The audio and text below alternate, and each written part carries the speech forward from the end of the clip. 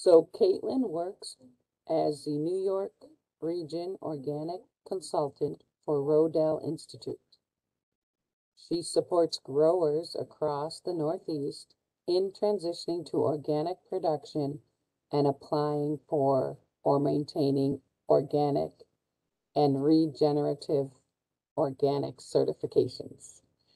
And she'll talk a little bit more about that too as we move through here. In her previous role with the Cornell Cooperative Extension, she worked exclusively with urban farmers in Buffalo to advance urban agriculture in the city of Good Neighbors. At home, Caitlin spends time gardening, practicing backyard conservation, and working towards her MS in entomology from the University of Kentucky. She is based out of Erie County, New York. So Caitlin, you can take it away. I did have a question though. What is the Rodale Institute? I will be discussing that. That's a really good awesome. question. Okay. Yeah. Thanks, Kitty, for the introduction. And hello, everyone. It's good to be back. I hope you all were able to join me, I think a couple months ago for my first presentation on success with seeds. I just want to thank you for just choosing to spend part of your Monday morning with us. And a thank you as well to the Erie County University Express program for inviting me to present. I always get asked to do fun, interesting presentations. So it's always a great joy to be here with you all, even in a virtual space. So today we're going to talk about organic food and farming in New York State, specifically what organic means, what organic production looks like across the US as well as across New York, and what practices farmers have to follow in order to be certified organic. And then, as always, I'm going to share a bunch of resources with you at the end so that you can know how to support organic agriculture here in Erie County. So I work for Rodale Institute. We are a nonprofit organization based out of Kutztown, Pennsylvania. It's about a 6-hour drive from the greater Buffalo region. And Rodale Institute was founded back in 1940. And we are recognized as a founder of the modern organic movement, regenerative organic movement. And we have been dedicated to expanding regenerative organic agriculture through research, education, and technical assistance for over 70 years.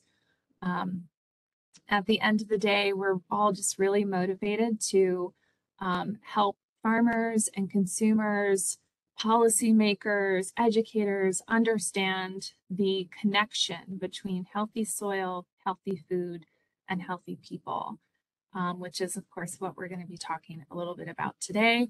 If you do ever get a chance to visit the Institute in Pennsylvania, we do offer tours.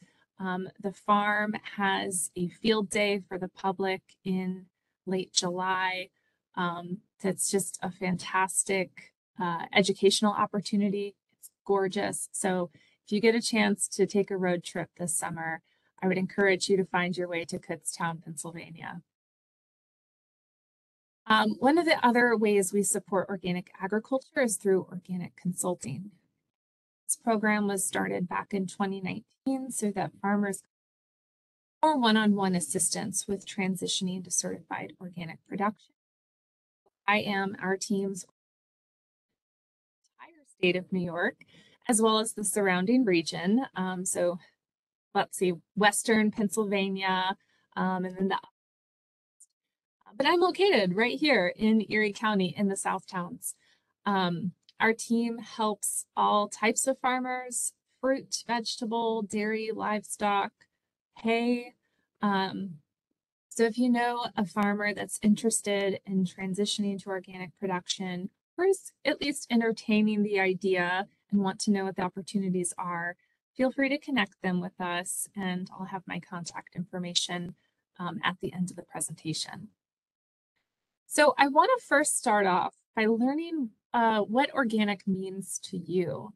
So if you could use the chat box and just share, like, what do you think of when you hear organic? What farming practices come to mind?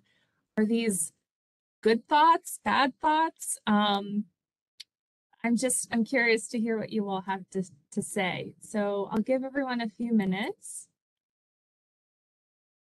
to type in their thoughts on organic in the chat.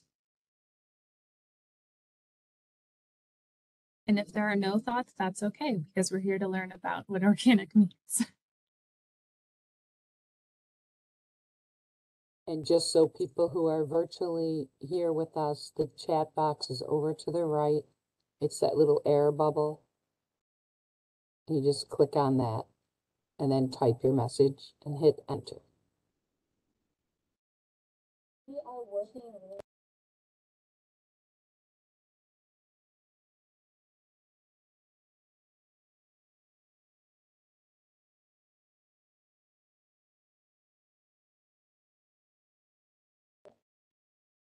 You can also add your questions in there as we proceed with the presentation.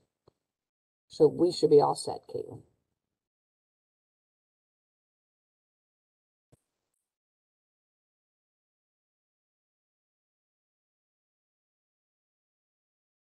Anything coming into the chat box just yet? I'll keep an eye on it. That's okay, because we're here to learn about organic. So let's keep chugging along. So before I talk about the National Organic Program, I want to take a few steps back and talk about organic agriculture in general. And many, if not all, of the practices that encompass organic agriculture have been practiced for hundreds, if not thousands of years by farmers all over the world. Things like cover cropping and companion planting, managing pests using naturally derived pesticides, using manure and compost. All of these things were practiced before the National Organic Program was established, before there was a USDA organic label. And in the 1930s, that's when we began to really see an increase in the use of synthetic chemicals and fertilizers in agriculture. But it didn't take long until more and more people began to see the damage that synthetic pesticides were causing to the environment and to wildlife, and they began to question what those chemicals are doing to our own health. I don't know if you've read Rachel Carson's Silent Spring, but that was a huge springboard for sustainable agriculture. And then from there, it continued to build in large part due to work that J.I. Rodale conducted at Rodale Institute. A lot of the educational materials that he was putting out about how to grow crops organically using regenerative methods. And then by the 1970s and 80s, the demand for organic production was rising. But unfortunately, there really was no program overseeing the word organic. And I just want you to sit with that for a second, because consider how difficult and confusing it can be for a farmer, and especially a consumer, to call their products organic, to want to buy organic, but there's no universally agreed upon definition of what that means or what it looks like. And so several organizations began their own certification programs. But by the 90s, the US Congress was like, hey, we've got to get on the same page here. And so they passed the Organic Foods Production Act in the 1990 Farm Bill.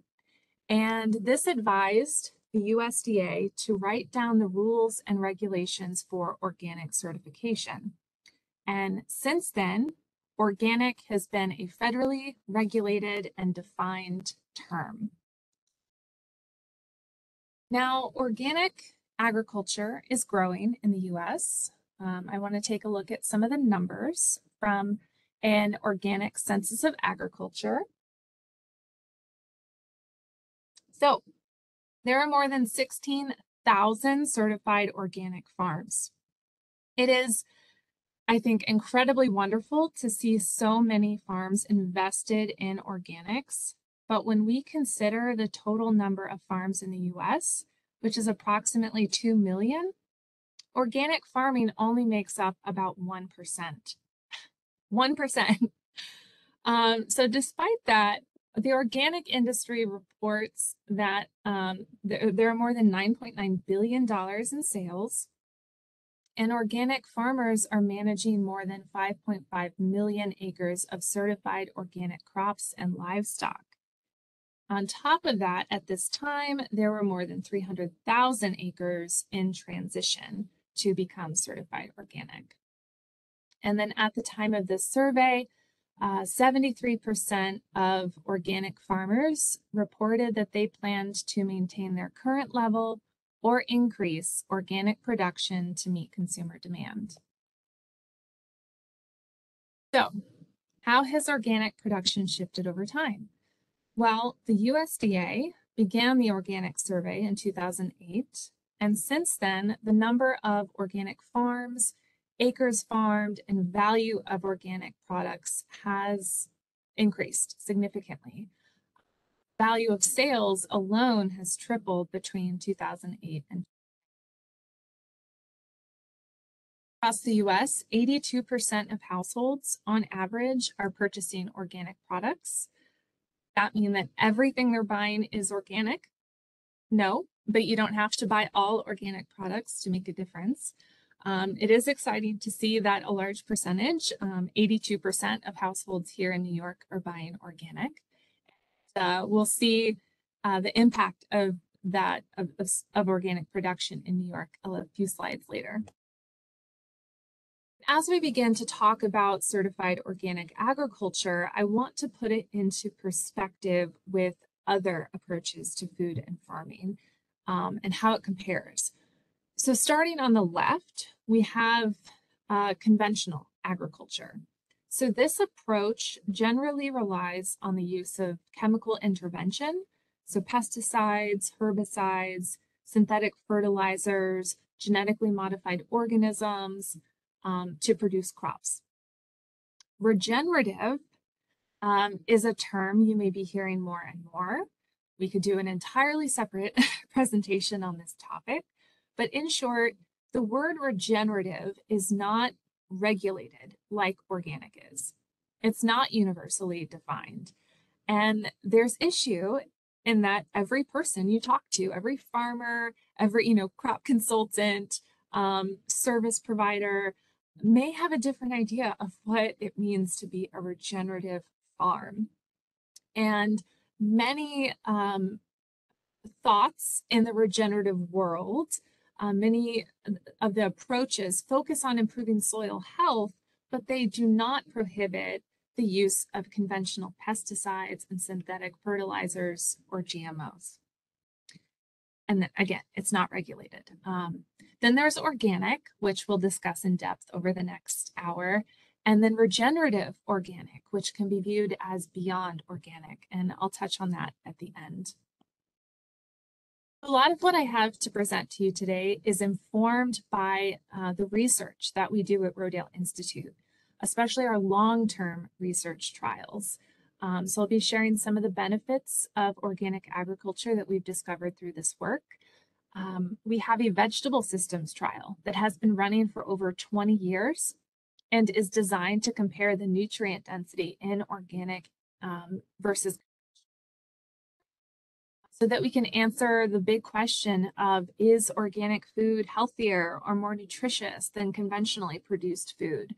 To date, there's no research that tells us definitively that organic or conventional, that one or the other is healthier. And that's what this vegetable system trial is all about, to collect a robust set of data, long-term data, so that we can start to figure out the answers to this question. We also have a watershed impact trial that is exploring the impact of organic agriculture on soil runoff, erosion, nutrient leaching, chemical contamination. We also have a farming systems trial, which is by far our most famous research trial. This began in 1981. So it's been going on for 40 years, and it is the longest running side-by-side comparison of organic agriculture versus chemical agriculture. And so this trial compares different systems. We have an organic manure system where crop fertility comes from manure, as well as legume cover crops. Then there is an organic legume system where crop fertility comes solely from legume cover crops. Then there's a conventional synthetic system where synthetic fertilizer is provided to the crop. And then each system further explores the difference between no-till practices and traditional tillage. And I'll share some of the highlights from that research in a few slides.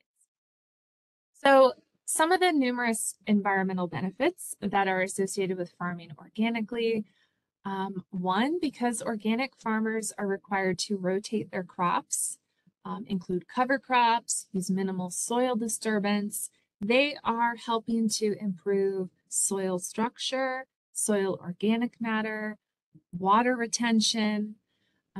Biodiversity is also supported in many ways. Organic farmers grow beneficial habitat to support natural enemies like beneficial insects and birds. By eliminating synthetic pesticides, we are helping to conserve pollinators and beneficial insects. Water quality is improved because, again, we're minimizing soil disturbance. Farmers are keeping the ground covered with vegetation.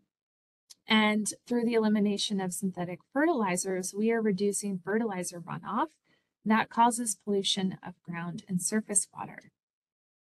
Our farming systems trial has specifically shown that once farmers undergo a 5-year transition period, crop yields are competitive with conventional crop yields. This is significant for farmers who believe that organic farming systems just can't compete with conventional. Our 30-year research shows otherwise.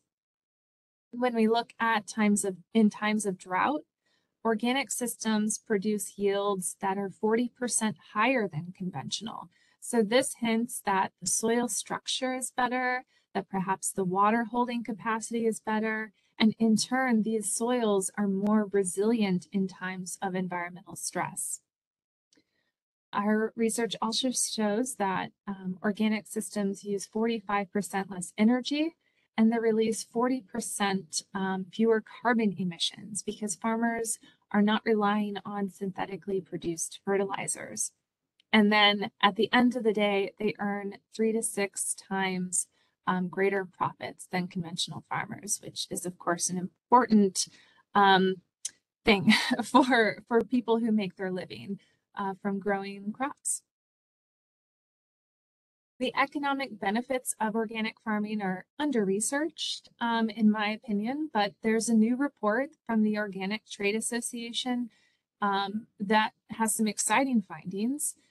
And they looked at more than 200 organic hotspots across the country. And they defined a hotspot as a county that has a high number of organic operations and is also neighboring a county with high numbers of organic operations. And what they found is that counties that are organic hotspots have an increased median household income by over $2,000.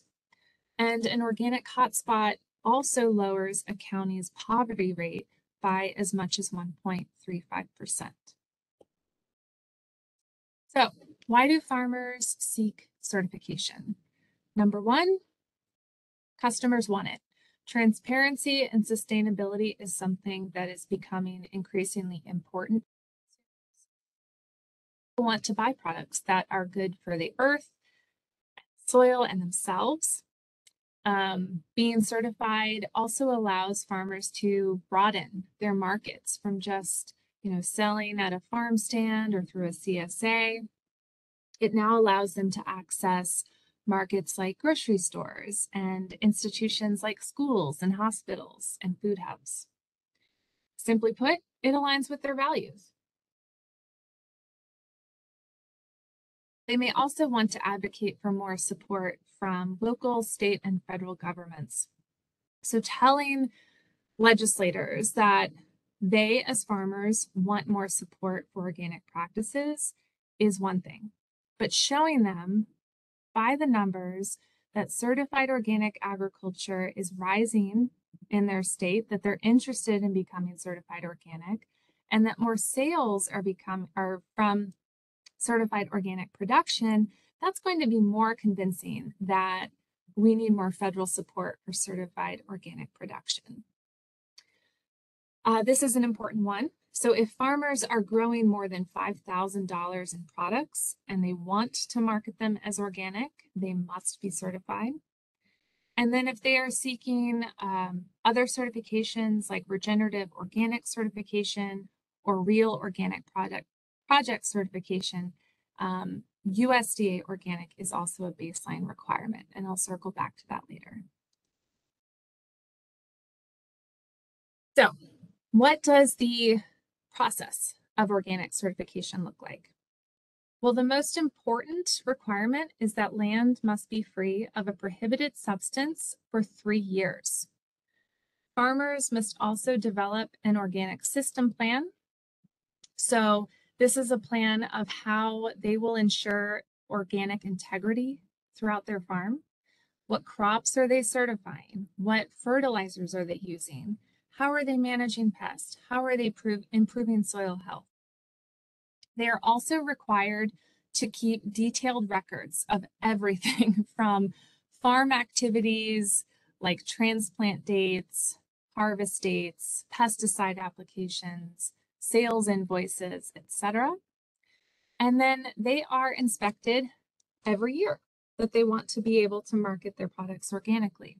So an inspector will visit their farm and spend a few hours walking around. They'll ask questions about their production, and the inspector is responsible for essentially observing and documenting all of the practices so that the certifier can determine if they are indeed following their organic system plan and, most importantly, maintaining organic integrity. Okay, so let's talk about some of these production practices. Let's start with soil health and crop rotation. So organic farmers must rotate their crops for a few reasons. This is important for maintaining or improving soil organic matter. It's critical for breaking pest and disease cycles. It's helpful for managing fertility and preventing erosion. Organic farmers grow cover crops to support soil biology, to cycle nutrients, and to suppress weeds. They may utilize low-till or no-till practices, including the use of roller crimpers, which is one of the things Rodale Institute is famous for, the design of a roller crimper, which allows farmers to roll over cover crop residue in order to kill it, and then they can plant into that residue, which helps with moisture retention, weed management, of course. It's a very popular practice in organic agriculture. Organic farmers are required to manage crop fertility through the use of cover crops, like legumes, add nitrogen to the soil, or winter grains may scavenge nitrogen and other nutrients. They use animal manures and compost. They soil test.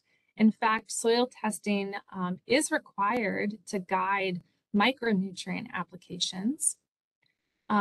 This is important. The use of biosolids or sewage sludge is prohibited, and this is significant, especially recently. There's been a lot of news about sewage sludge and PFAS contamination on farms, including in Maine.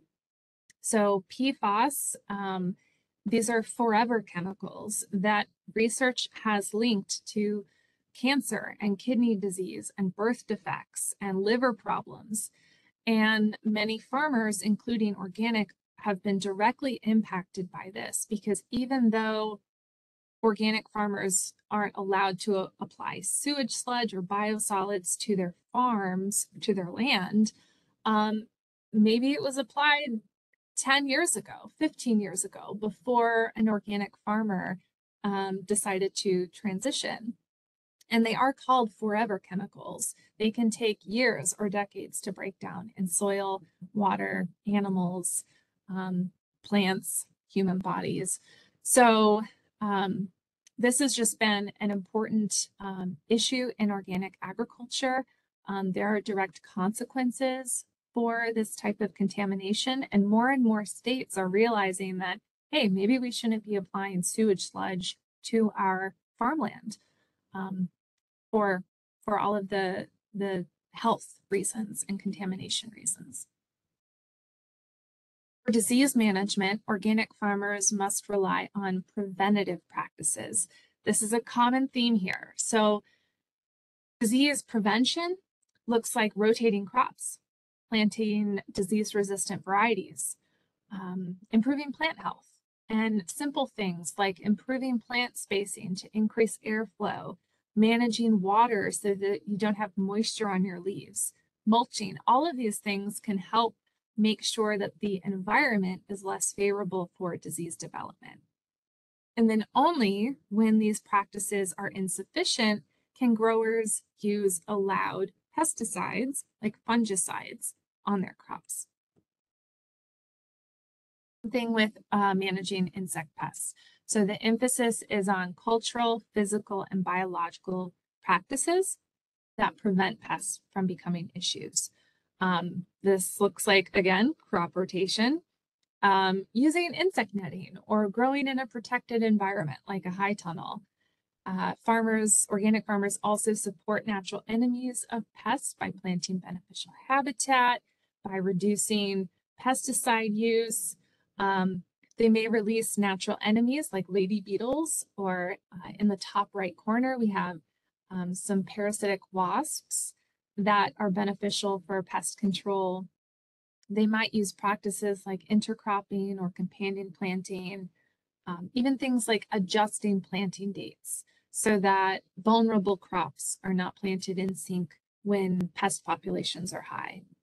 And then only when these preventative practices are insufficient can growers use allowed pesticides. Emphasis on allowed. When I say allowed, that means it's going to be derived from a natural biological or botanical substance. It's approved for use. It's not synthetic.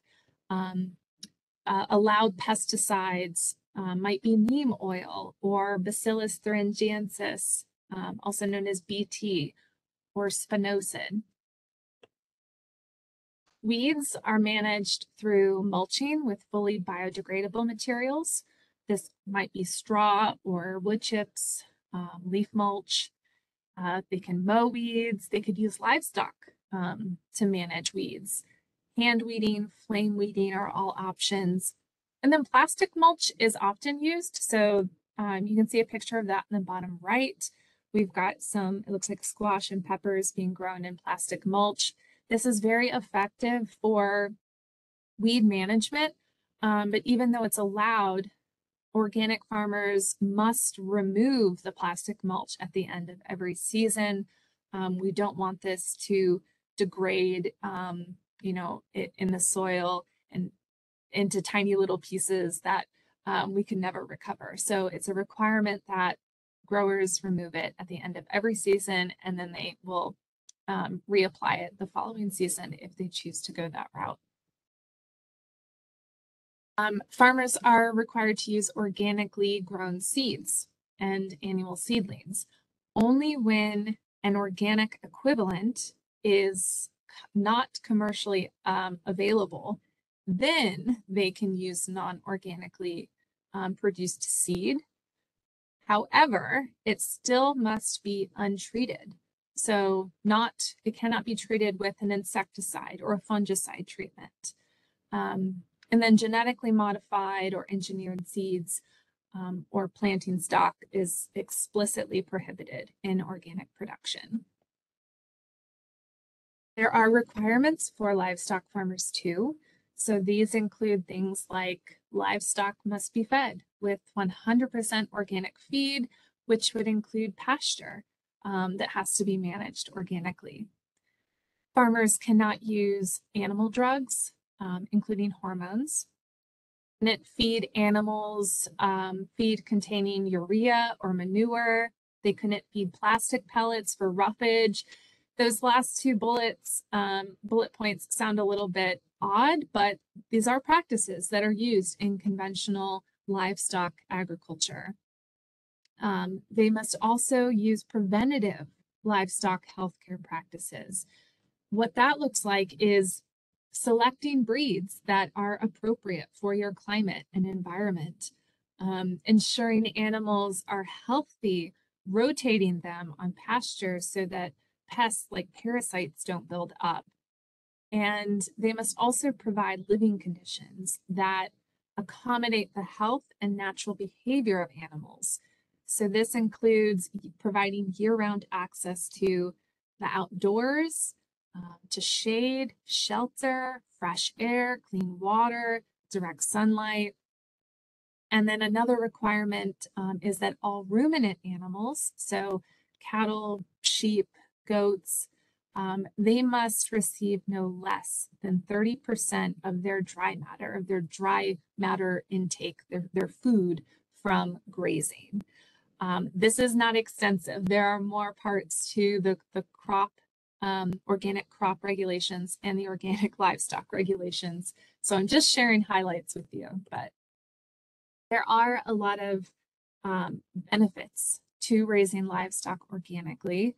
Research shows that the nutritional quality of pasture-based products like eggs and milk is higher, and they contain more omega-3s and fatty acids.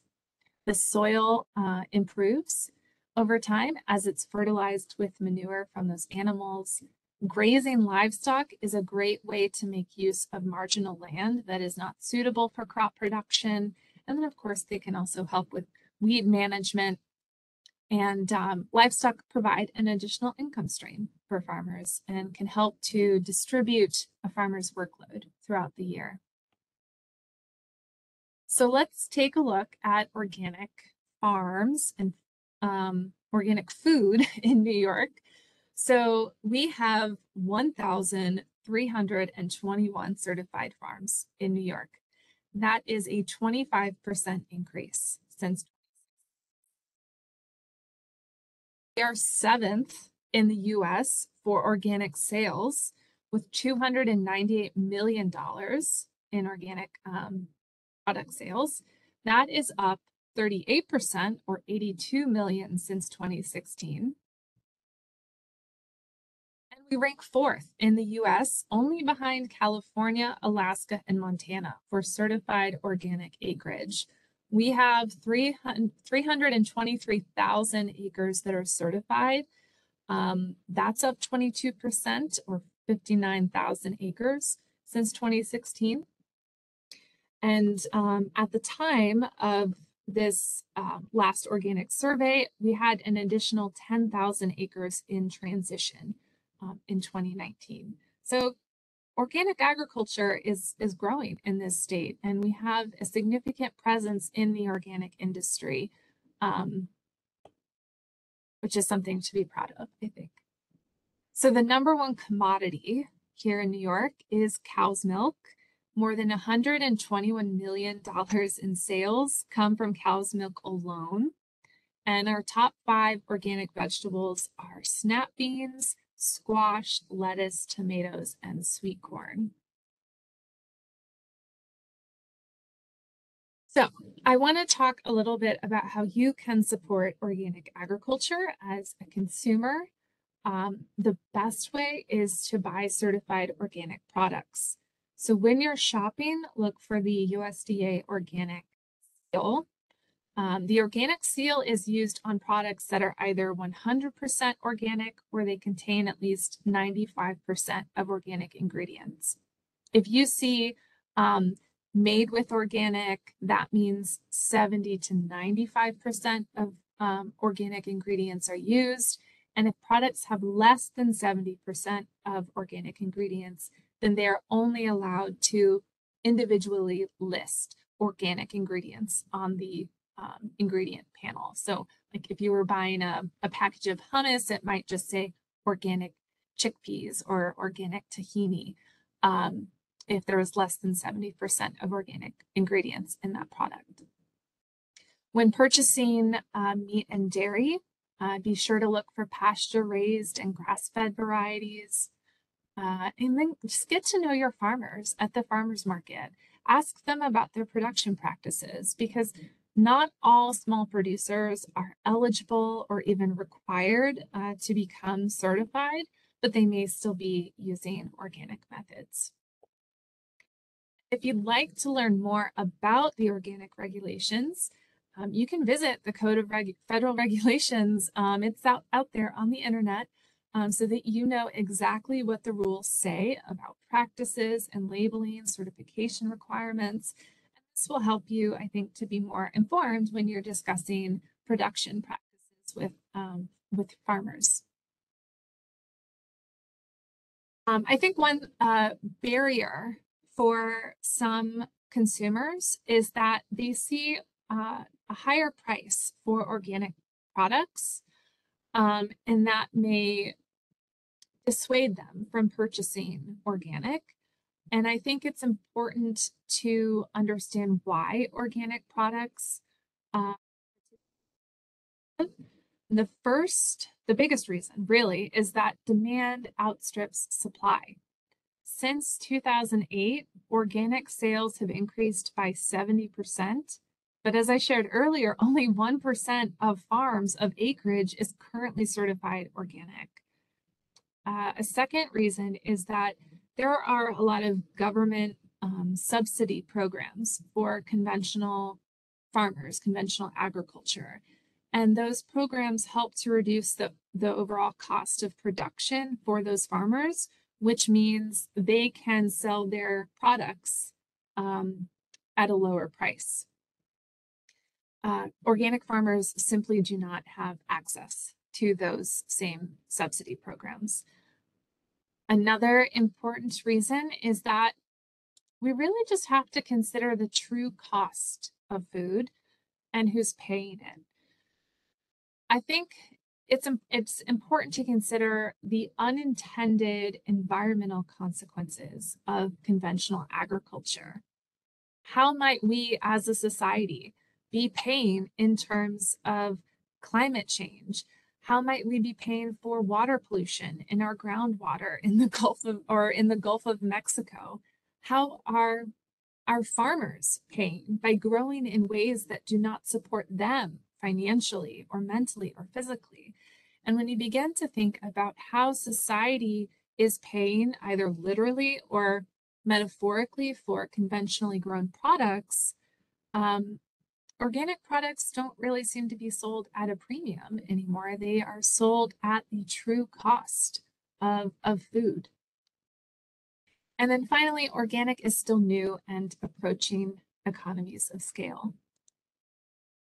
So how can you find an organic farm? There are a few ways to do this. The first might be to look at the Organic Integrity Database. This is a database of all certified organic farms. You can search by state, you could search by product. There's a lot of information here that you as an individual consumer might not need, but it's out there, it's a resource for you. NOFA New York, the Northeast Organic Farming Association of New York, also has a food and farm guide where you can search by location or product. Erie Grown is a farm locator tool that was developed by the Erie County Department of Agriculture. You can search by food category, by location. I don't believe there is a feature where you can specifically select organic, but you can at least start with seeing which farms are located here in Erie County. And then finally, don't hesitate to reach out on social media. There's a Find Your Farmer Facebook page for Western New York, and there are over 9,000 members. And I see people get on there and they just say, hey, I'm looking for organic goat meat or an organic CSA near Hamburg. And within 5 minutes, you'll see 10 different responses. So there are many ways of finding organic farms to support here in Erie County. You can support organic by starting in your own backyard.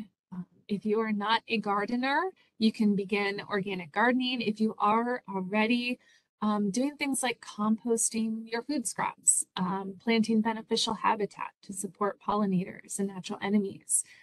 Did anyone participate in No-Mow May by chance? Even if you didn't make it all the way till the end of the month, like us, you are still supporting insects and wildlife by providing food for those early season critters. You know, skip lawn chemicals and fertilizers. These are often synthetic chemicals. You can purchase organic seeds and seedlings for your garden. We have a number of seed companies that offer organic seeds in the Northeast, places like Fruition Seeds, Johnny's, High Mowing, Fedco, Harris Seeds. I'm sure there are more. You can also look for materials, so pesticides or fertilizers that are approved for organic production. So this might either have the OMRI, like an OMRI sticker on it, or it might have a logo like the one on the left, which is for organic gardening. That is from the EPA, the Environmental Protection Agency, but those products would be suitable for organic production as well. If you're not sure whether a product is approved for use in organic production, you can visit OMRI's website. So this is the Organic Materials Review Institute, a nonprofit third-party organization that reviews products to determine if they meet the requirements to be used in organic production. You can search for a specific product by its brand name. You can filter whether you want to specifically look for things that are allowed or prohibited. You can also search by which country it's allowed in. So Canada's organic regulations, for example, are going to differ from the United States. So that's something to consider as you're using this search, but it's fairly user-friendly and a great resource out there if you just want to cross your T's and dot your I's and make sure that a product you're using is approved for organic production. Now, before we wrap up, I want to touch on the two other labels in the world of organics. The first is Real Organic from the Real Organic Project. So this add-on label was developed from a grassroots farmer-led effort to address gaps in the National Organic Program. So organic standards have really not changed significantly since they were first implemented. And there are a few regulations that organic farmers take issue with. The first is that there are farms that can be certified organic, farms that grow hydroponically or in soilless types of production can become certified organic. That is an issue for organic farmers. The second issue relates to livestock confinement and pasture access. So Real Organic raises the bar in these two regards. So this is just an add-on label.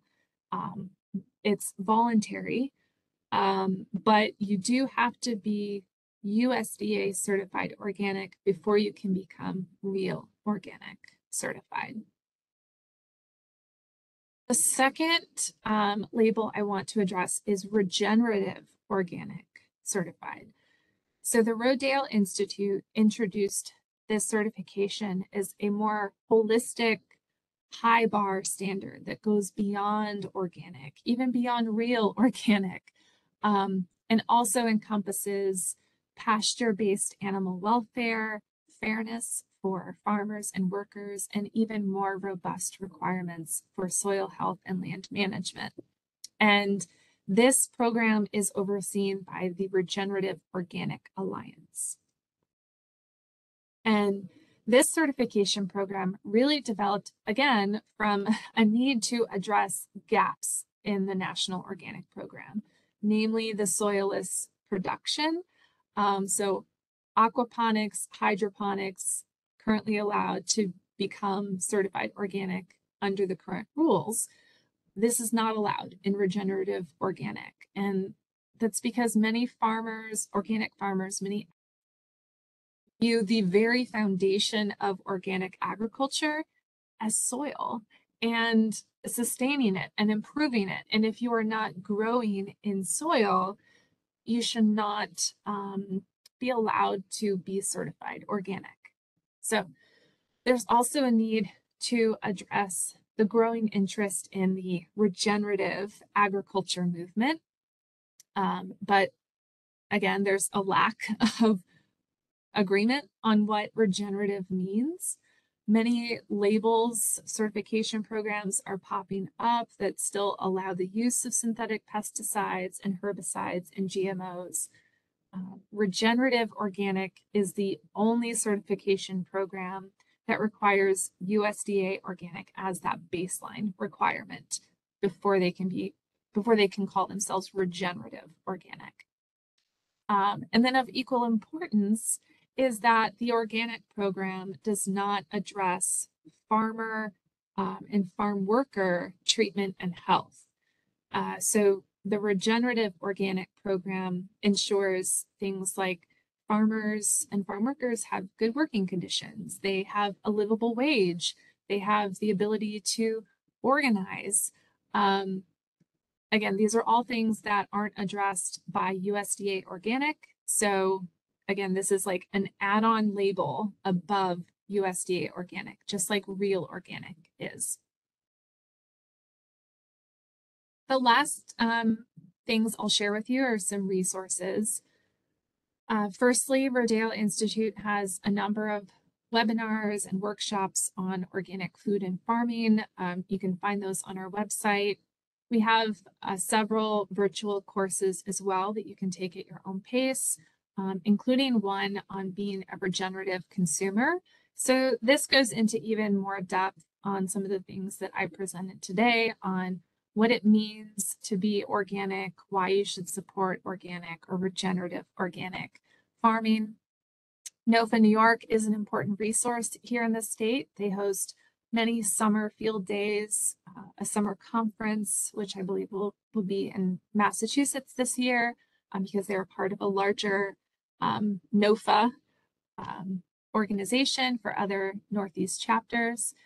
And then they have their big winter conference, which has topics related to gardening, livestock, urban farming, pest management, you name it, it's probably covered at the winter NOFA conference. And then there's so much literature out there as well.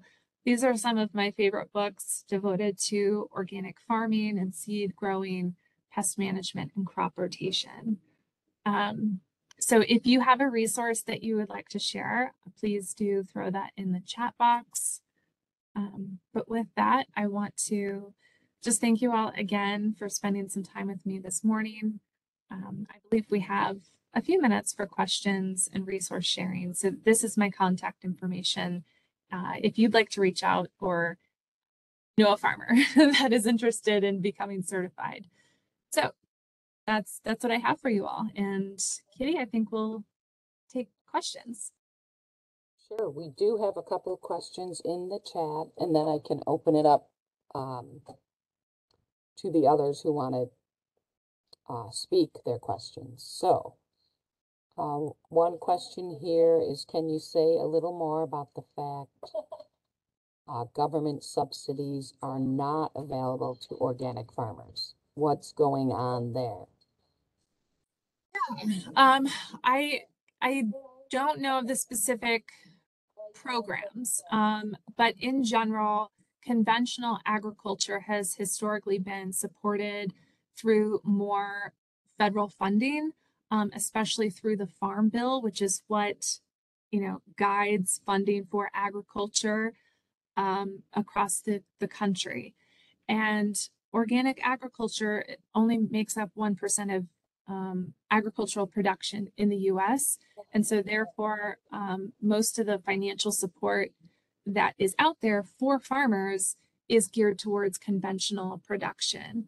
That is starting to change. Just as of last week, there was an announcement by Secretary Vilsack about increased organic assistance.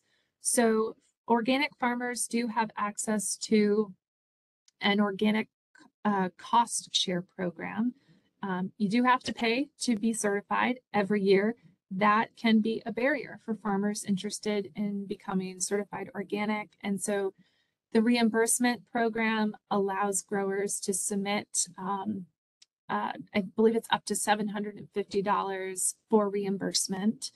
And then they're planning to expand it to transitioning farmers as well. And that's been a huge gap in all of this, and is that there hasn't been a lot of technical assistance for farmers that want to transition. That's part of the reason why we exist as consultants, because Rodale Institute recognized a need. But now the USDA is providing funding for farmers to help offset the cost of educational courses on how to transition to organic, on consulting and technical assistance. And then there's going to be also the development of a mentorship program. I don't know how it's going to work yet, but the USDA plans to create a farmer mentoring program where experienced organic farmers will be connected with new farmers who want to grow organically. These things might still be in development, but I think things are starting to shift in terms of government support and federal support for organic agriculture. It's just, I think there's still a lot more room for growth, but maybe that will come as more farmers express interest in getting certified. Okay, and then we have a question. What is the difference between organic and grass-fed? A livestock question. Yes. And I'm not a livestock expert yet. But the reason I said look for pasture raised and grass fed when you are looking for meat and dairy products is that one of the gaps in the National Organic Program's livestock rules is there are some loopholes that some larger dairy industries have been able to take advantage of. And that is part of the reasoning why the Real Organic Project came to be, because they weren't happy with the National Organic Program not taking action to eliminate those loopholes and require more access to pasture for livestock. And so there's been a revised pasture rule that's recently come out. And so hopefully that will be the beginning of disallowing larger companies to take advantage of that loophole, if that makes sense. So sometimes they might not be grass-fed or... Yes, and I apologize, I can't share more about it because I'm more of an organic crop consultant than an organic livestock consultant. But okay. Yes. Another question here. Did you say profitability is higher for organic farmers? Yes. So if we go back to the farming systems trial, typically,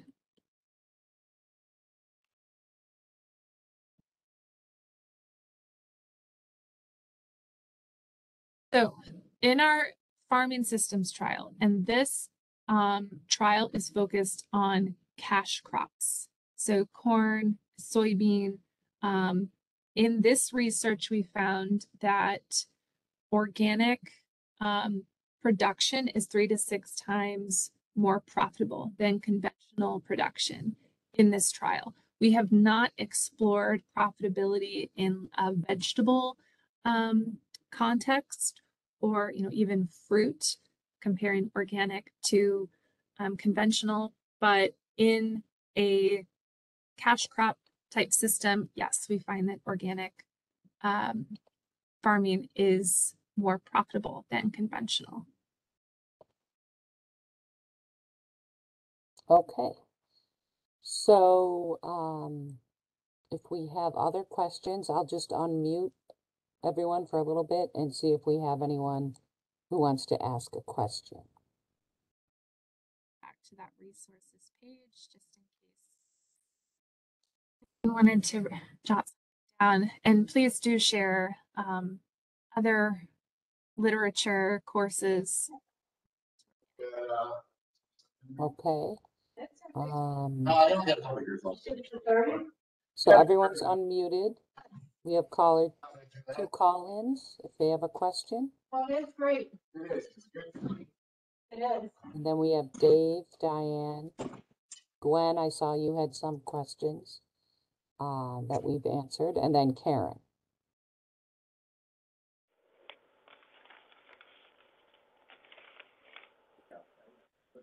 Or anyone at Amherst Senior Center.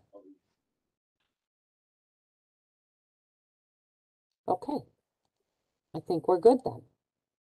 Well, great. This will be recorded, everyone, so you can go back and you can always reach out to me. Here's my contact information again. I think the last thing I want to share is that there's a lot of exciting things happening in not only across the country, but especially here in New York. We really are a leader, and I think that's something to be proud of. And I look to expand organic production even. So just reach out with any questions. Let me know to help you or to help farmers that you know. Okay. Hey, Caitlin, can you stay on for a second? Yep. Okay, everyone. Thank you for joining us. Go out and have a great day today. Thank you.